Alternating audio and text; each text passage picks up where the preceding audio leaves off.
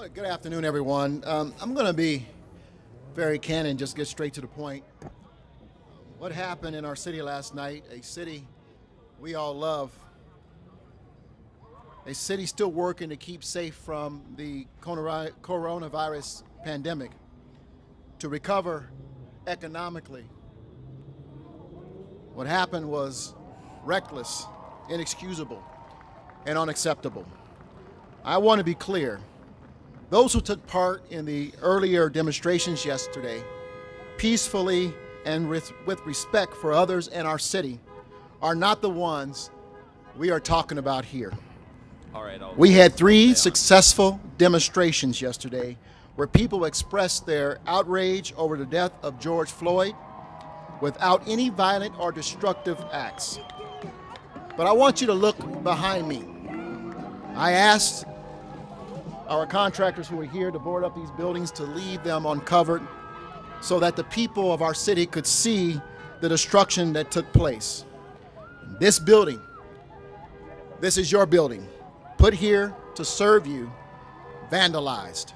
Across the street, this morning I took a walk to survey the damage at Civic Center Park and around downtown. Across the street, the McNichols building, one of the very few Carnegie libraries in this nation, someone threw a Molotov cocktail to set it on fire last night. The Greek amphitheater, defaced. Private buildings all over downtown, severely damaged. People unnecessarily placed in harm's way during last night's activity. What does this mindless destruction achieve? What justice is served by breaking windows at the library or City Hall or the state capitol or the state Supreme Court building or on private businesses in downtown Denver just beginning to come back to life? Whose life are you honoring when you loot businesses in our city? Businesses already struggling to survive through one of the toughest times imaginable, something we've never seen in this nation and in our city. What change do you inspire by setting a car on fire, throwing rocks at police officers, or vandalizing people's property? When there are agitators with selfish motives and reckless intentions, hijacking demonstration and inciting violence with homemade explosives, rocks, bottles, graffiti, and vandalism, our officers will respond to maintain people's safety, to protect themselves, and to protect public and private property. The person who brought a crowbar last night wasn't thinking about George Floyd. Neither were the people who brought assault rifles and handguns, explosive bottles. They weren't thinking about George Floyd, nor those who brought baseball bats the night before. We cannot and we will not continue to put the lives of innocent residents and demonstrators, officers and safety officials, or anyone else at risk at the hands of people bent on destruction and criminal activity. In short, we have seen enough. We are not going to wait for these incidents to escalate any further, or God forbid someone loses their life before we take action. Again, we have seen enough. We have activated our Emergency Operations Center to support and monitor the public safety response to these demonstrations, as well as those that are planned over the next several days. We reached out to our regional law enforcement partners, and we've asked them to assist us with additional resources. They have agreed, and they are deploying resources to the city of Denver. We thank them. Before coming down here, I signed an emergency declaration, which frees up the city with additional resources to deal with the effects of these challenges brought on by these unlawful and violent protests. Tonight, effective at 8 p.m. and from 8 p.m. to 5 a.m. through every night until Monday morning, a citywide curfew will be in effect for the city and county of Denver. If you are coming to Denver for one of the demonstrations scheduled for today, once 8 p.m. hits, our message is very simple: go home. If you are planning to come downtown tonight, stay home. We've also requested, and Governor Polis has authorized, and we thank him, by deploying the Colorado National Guard to support our efforts to maintain public safety and protect infrastructure and property in the downtown area. We had hoped that we would not have to take these steps, but the aggressive and dangerous actions taken by some individuals and groups under the cover of darkness has made it necessary. People have sacrificed over the last 6 weeks, over the last 3 months. People are hurting. We understand that. We have all done what we've had to do to properly and effectively deal with the presence of COVID-19. But today, unfortunately, because of the actions of a few, we have to pause the little steps that we've taken so that we can send a very strong message that their actions will not be tolerated in our city. We know there's been a lot of confusion and misinformation about the tactics of our Denver Police Department that they've had to deploy to address the acts of violence and destruction in our city. So I want to bring up our police chief, Chief Payson, who has worked around the clock to direct the troops and to keep this city safe, to give you more details. Chief Payson.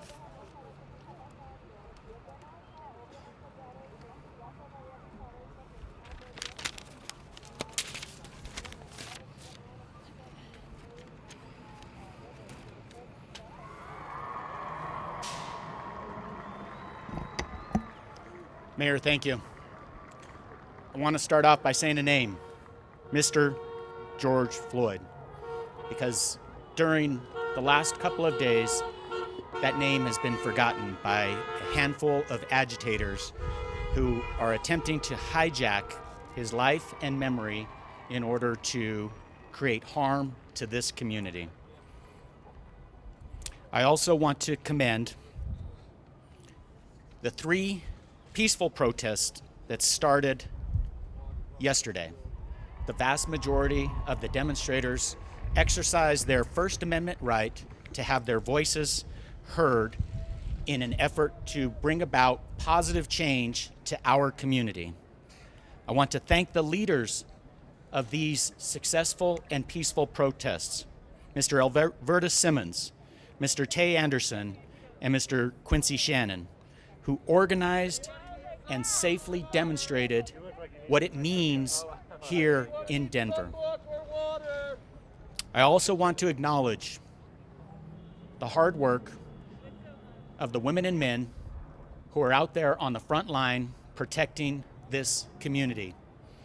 They do it with professionalism, dedication, courage, and they've exercised extreme patience and good judgment. The Denver Police Department respects the First Amendment and supports our community in their effort to voice their opinion. Our officers are here to help you to ensure your safety as you join together and march. That is and remains our primary goal with all demonstrations. Sadly, a few number of agitators are inciting violence and causing destruction in our community. Now, it is important to point this out. A few number of agitators are inciting violence. We do not want to paint with a broad brush. Just like we're talking about law enforcement, the vile actions of 4 officers in Minneapolis have caused great harm to this profession. And we stand with our arm extended, our hand open to work with this community to do better. Just like we demand better from our officers, we are asking the same from the peaceful demonstrators here in Denver. Help us keep this community safe. Don't allow these individual agitators to hijack your message. Don't allow them to scar this beautiful city that the people of Denver have built. Attempting to capitalize on this tragic killing of Mr. George Floyd to cause widespread damage in our city is nearly as inexcusable as the horrific killing itself. The damage to our businesses, to our city and state building, and our community is something that we all should not stand for. In addition to the property damage, a few number of agitators and instigators again chose to throw rocks, bottles, large fireworks at our officers. They showed up to what were intended to be peaceful protests with items you don't protest with. Crowbars are not part of a peaceful protest. Baseball bats are not part of a peaceful protest. And certainly, bringing handguns, assault rifles, and ammunition are not part of a peaceful protest.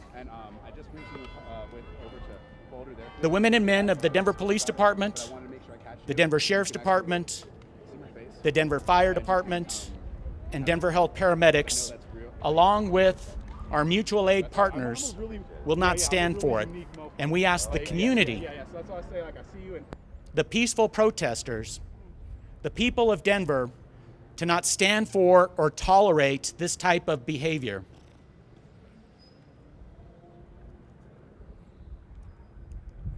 We know that most of the protesters who are coming out to demonstrate are doing so the right way. We need your help to weed out those who are inciting violence. Please help us keep this city safe. Thank you. Thank you, Chief Payson. I want to bring up our Director of Safety, Murphy Robinson. Thank you, Mayor. Before I make an ask of you, let me share a demand that I have to make on myself. As a Denver native, an Afro-Latino, first-generation American, father, husband, let me assure you that I too have been angry this week. I too have shed tears.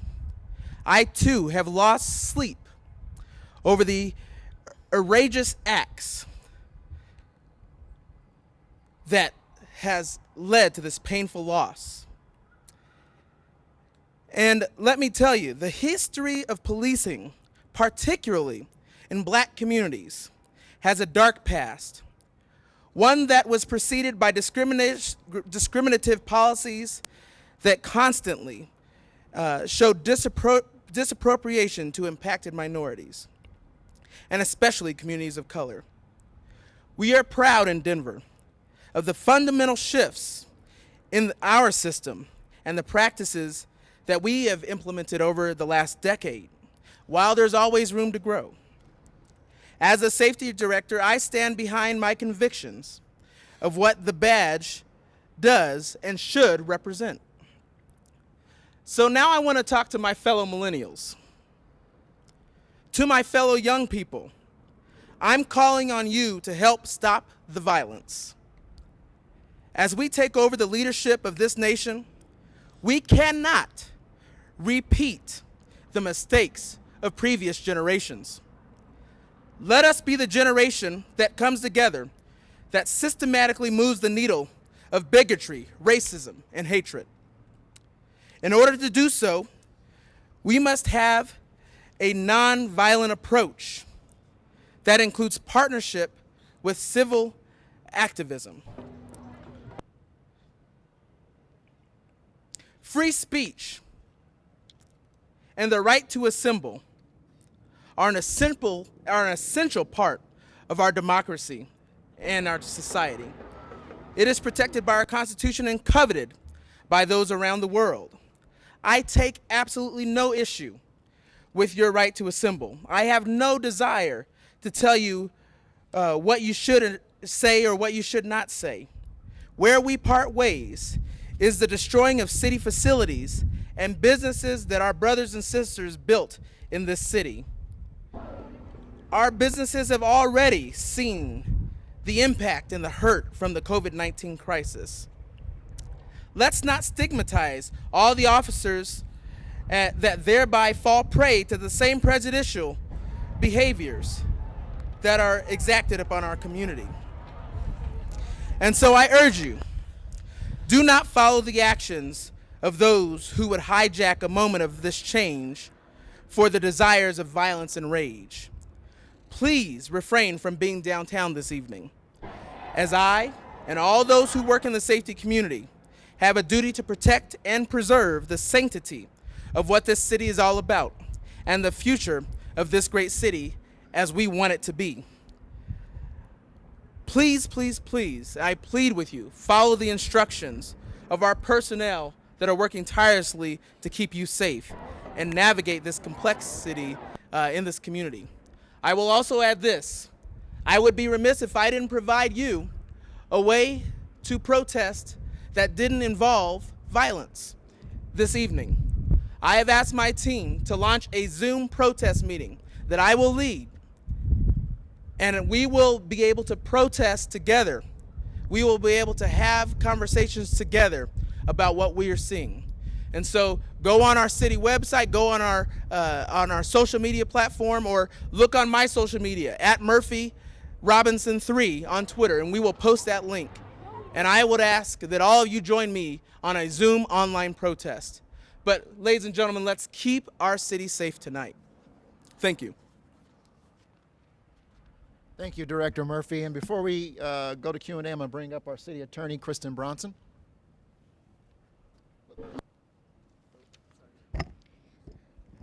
Good afternoon. My name is KRISTIN Bronson. I'm the Denver City Attorney. I want to start by just reiterating what the mayor and the chief and Director Murphy Robinson have stated to this community. We know a lot of you in the community are hurting right now. We hear you, we see you, we stand with you. We understand your anger. Many of us expressed today our own personal anger and being sickened by the death and the methods that led to the death of George Floyd. But we cannot destroy our city.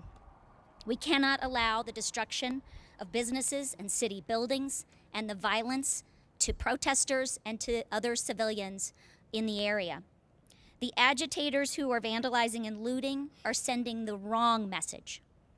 They are weakening the type of change that many of these protesters are so desperately seeking. Here in Denver, we have a long history of peaceful protest.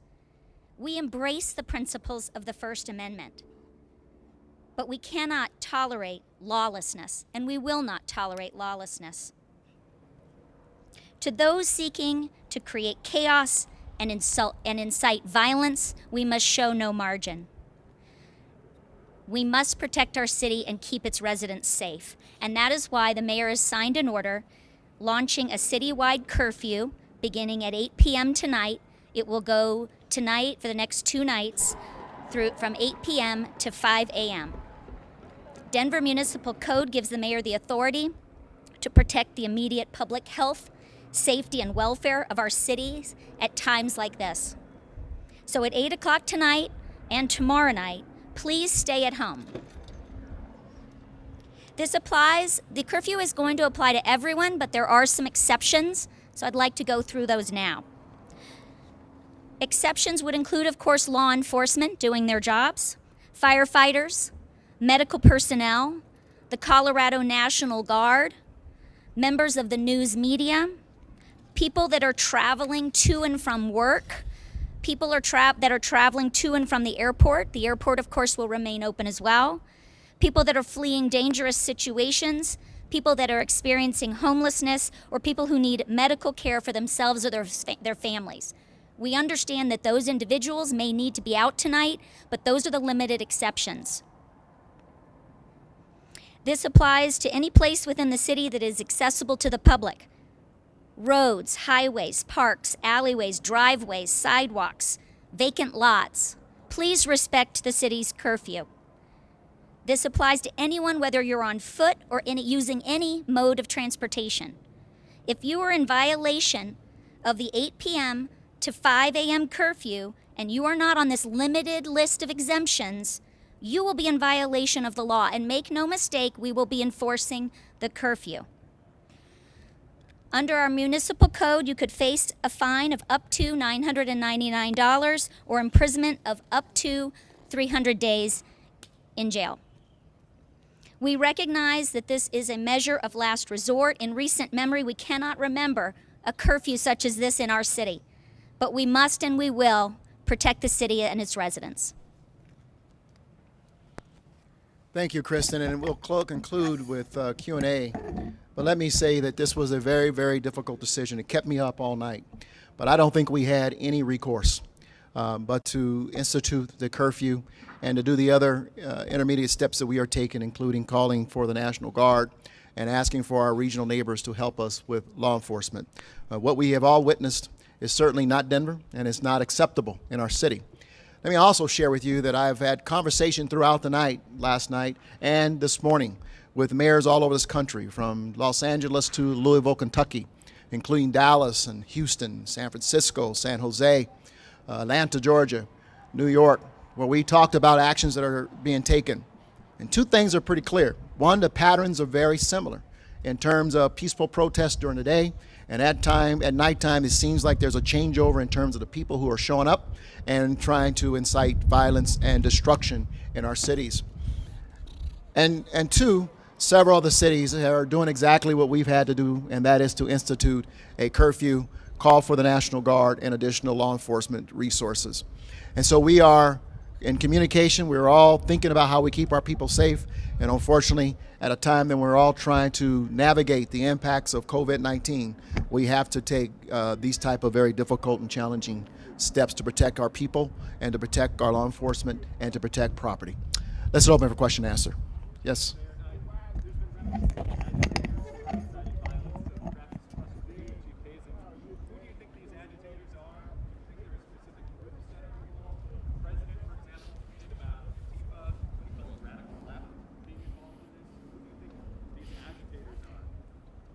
Well, certainly we, as we referenced earlier, we do not want to paint a broad brush. We do not want to group folks together.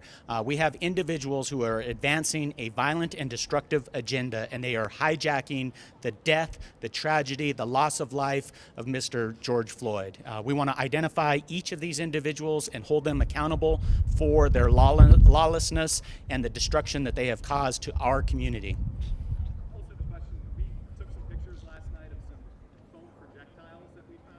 Certainly.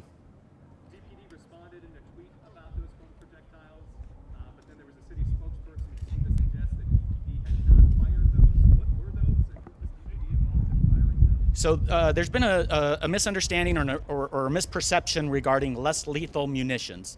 The Denver Police Department utilizes pepper ball, and that is a lower level on our use of force continuum. That is to disperse crowds, that is to help reduce the number of hands-on or reduce the types of force that are used when individuals have to get close together.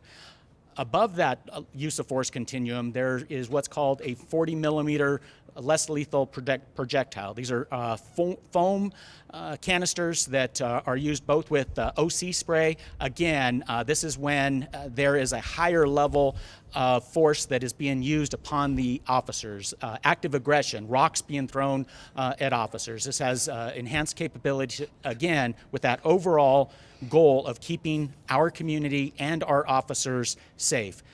Where the misunderstanding takes place is the term rubber bullets. Now, rubber bullets is an archaic piece of equipment that was widespread in the 60s and 70s. We do not utilize rubber bullets in the Denver Police Department, and nor have we for decades. Do you know why the city spokesperson then said that you guys had not fired those? It must be a misunderstanding, but we utilize pepper ball and 40 millimeter less lethal munitions. Chief and Mayor, I have a question as well. So we were kind of in the same boat, albeit yesterday inside. Peaceful protest, just a few blocks away. We're talking about the curfew starting at 8 o'clock tonight. We all know the sun goes down, it's going to be just a different environment. What's going to be the difference between that curfew?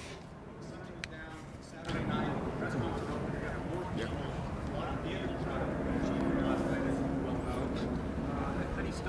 starts? You heard it. You heard the same thread through each one of these speeches. This city, the mayor, the safety department, and the police department respect people's First Amendment rights to gather, to assemble, to speak.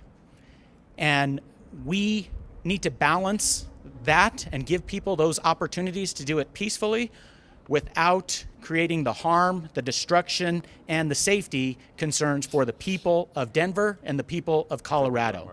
Utilizing this curfew tool, keeping peaceful protesters away from the agitators or assisting us in identifying these agitators is how we can ensure safety moving forward.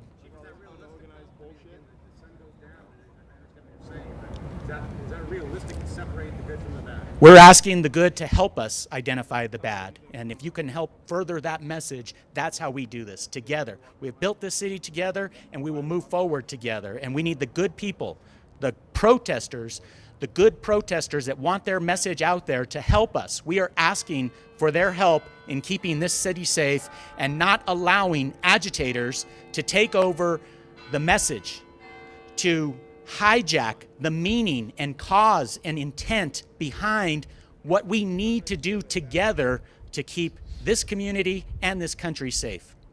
Let me just add, and I could not say it better than what the chief just said. The only thing I'm going to add to that is that I have participated this morning in several Zoom calls with citizens, not government officials, folks who were out here yesterday marching, having their voices heard. We heard them, we saw them, we appreciated their respect, we appreciated this peaceful march, that demonstration that just took place across the park here. However, they were as indignant in terms of what happened last night as I was. And they asked what they can do. And folks have said, listen, you're going to see them talk about it on social media. They're going to begin pushing back and say, this is not who we are. This is not what we stand for. We do not destroy our city. We do not try to provoke violence or reaction from the police officers. We do what we can to have a peaceful demonstration, to have our voices heard. And as the chief pointed out, we cannot and should not allow for others to hijack that opportunity. And so that's an important message. We have had conversations this morning with restaurants. Again, we know what restaurants have gone through. While they understand this is a very difficult thing for them. This is their first weekend of being open since mid-March, where we had orders going to play. And so they understand the difficulty. If they have patrons in their restaurants at 8 o'clock, obviously we want people to finish their meal and then to head home. And that's what we're asking folks to do. Go home tonight. And we will be enforcing the curfew in order to keep people safe in our city.